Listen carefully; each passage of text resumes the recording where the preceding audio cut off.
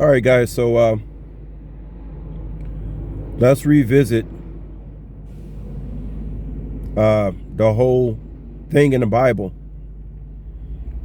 about Sodom and Gomorrah. Based on what I know, Sodom and Gomorrah was a very immoral place. Obviously, the name Sodom and Gomorrah, and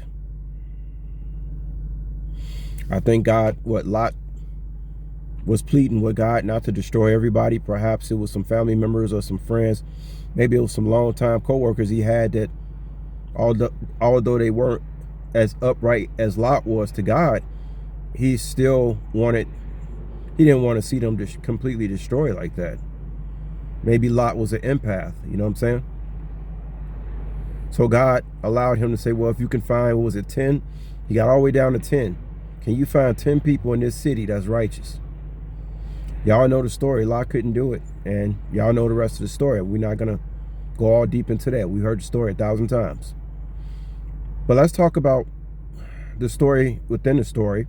When those angels came to Lot and told him that him and his family have to flee,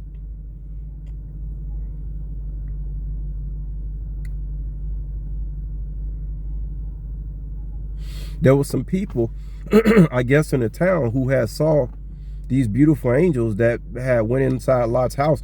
You know, maybe they thought that Lot was like, you know what I'm saying? Like maybe they thought Lot was like that. You know what I'm saying? So if there's always a story within a story. So obviously people, were being like really nosy. All right. Excuse me, I gotta try to get comfortable. So people were obviously being very nosy.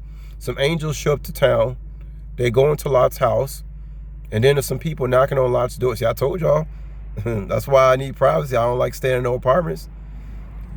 That's one thing I kept, man, guys, a lot of people are staring at me lately. People are creeping me out, man.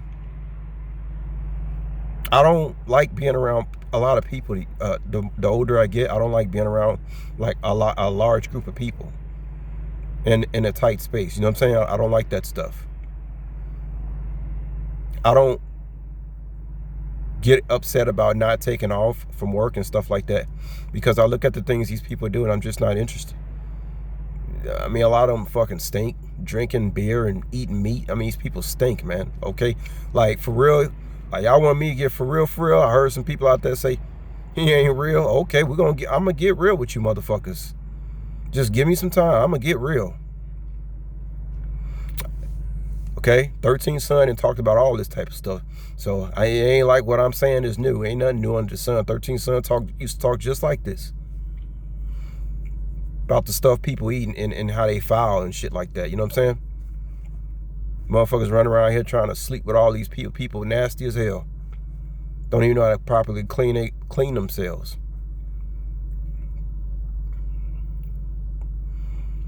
So obviously these angels were beautiful. I think the Bible made mention that these angels were beautiful. And so those men, I forgot what happened after that, but I don't think they got inside. It was just a testimony to Lot that he had to, look, you better hurry up and get out of here, because, I mean, obviously there was a lot of homosexuality going on for people to be showing up at Lot's house trying to get to those beautiful angels, right? It's kind of interesting in Lot's story too, because then it gets into the whole thing of, I think Lot slept with one of his daughters. Somebody out there can say, see, ain't nothing wrong with incest. Lot slept with his daughter. You see what I mean about that Bible? How it can be dangerous. That's why y'all ain't gonna hear me talking about the Bible all the time. Fuck, got a lot of people. That Bible got so many people's minds fucked up. It's insidious, man. It's insidious. It really is. That's why the Bible is the reason a lot of people are really fucked up in their head, man. Told y'all, cognitive dissonance. It's like, it's the number one way to fuck. You really want to fuck somebody up, and go look at them videos on YouTube about cognitive dissonance. Like what happens to people. It's bad, man. It's bad. Anyway, now I know there are Muslim countries where, cousin can sleep with cousin, stuff like that. That's a little different, especially if it's like your third cousin. That's a little different. But Lot sleeping with the daughter, like I don't know too much about it. Like I don't stuff I don't what I don't know about, I just zip my lip. I don't know what to say about that. I'm just saying that, see, that's one of those examples how that Bible can have your mind fucked up. Okay, so let's get back to the story. So I've been hearing a lot of stuff, guys, about my life lately, and a lot of people. I remember one time when I used to work at the airport, I had this one cat I used to work with. You know who he is. So he called me a metrosexual. I'm like, the hell's a metrosexual? I guess it's somebody who's like seemingly gay, but it's not. You know, you got this like metrosexual. What the is somebody that I guess displays both. Maybe a metrosexual displays both masculine and feminine sides to the point that people cannot really, I guess, figure out, is he all this way, one way, or all. I told you guys, look, if I was gay, I would have no problem coming out. In the world we living in today, if I was gay, they would throw a parade for me. Trust me when I tell you, it'll be a parade in DC. All right, they'd be throwing roses at my feet. If I was gay, why would I be afraid to come out? I'm living in Chicago. I'm in Chicago. Hello. All these blue cities, they the same. They all the same. I just don't understand. Me personally, it goes back. Bobby Hemmett even said this. He said, "It's not that we're attacking gay people, but how can you have a bunch of people just become gay overnight?" You gotta think about that. The mind control of why things get done. Whatever people do behind closed doors is their business, but it has to be studied. How can a large mass group of people just decide to become gay? Do people really sit back and think about that, or are they just thinking about whether it's righteous or not? And then they arguing with somebody about can they? You know, it's just too much dogma, man. I don't deal with all that dogma. That's why it's important to know yourself, man. Always know yourself and stand on your motherfucking square. And if nobody don't like it, fuck them. See what I'm saying? Fuck. Do I display both masculine and feminine energies? Of course. I'm the empress. Of course I do, right? The readers, y'all be pulling those cards. Y'all be seeing. Yeah, I carry both energies. That's why, guess what? That's why a lot of women like me, because it's a part of me that once again with the Indian chicks, it's a part of me that reminds people of themselves.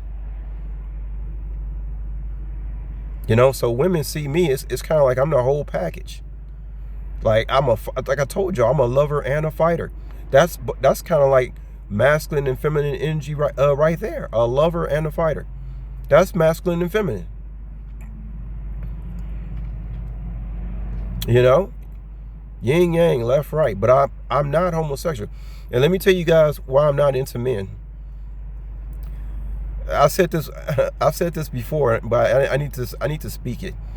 Man, I feel like the spirit, man, now I know how you tarot card readers feel. Like when all those cards fly out, you just be like, wait, calm down, give me time to speak. Cause my spirit team, they sit up here and they listen to all these dumb motherfuckers run their mouth. And they want me to say this, and I'll be overloaded. Like, damn, give me a chance. I will talk about that.